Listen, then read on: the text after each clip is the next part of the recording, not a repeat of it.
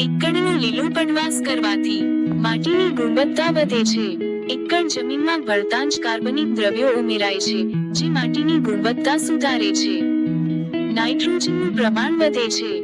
એકડ જમીનમાં rhizobium બેક્ટેરિયાથી nitrogen પ્રસ્થાપિત કરે છે, જે 40 થી 60 કિલોગ્રામ પ્રતિ હેક્ટર જેટલું નાઇટ્રોજન જમીનમાં ઉમેરે છે. માટીની રચના સુધારે છે. એકડનો છોડ અને પાંદડા માટીમાં ભળવાથી માટી ઢીલી અને ભરભરી બને છે.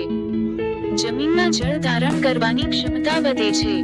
કાર્બનિક દ્રવ્યો માટીની પાણી ધરાવવાની ક્ષમતા વધારે છે. સંતુલિત પોષક તત્વો ફોસ્ફરસ, પોટાશ, ગંધક જેવા માઇક્રોન્યુટ્રિયન્ટ્સ પણ પ્રમાણ વધે છે.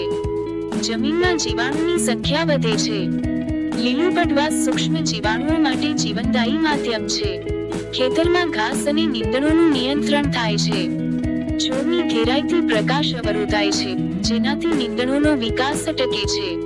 મલ્ચિંગ જેવા લાભ જમીનનું તાપમાન સ્થિર રાખે છે અને ધોવાણ અટકાવે છે.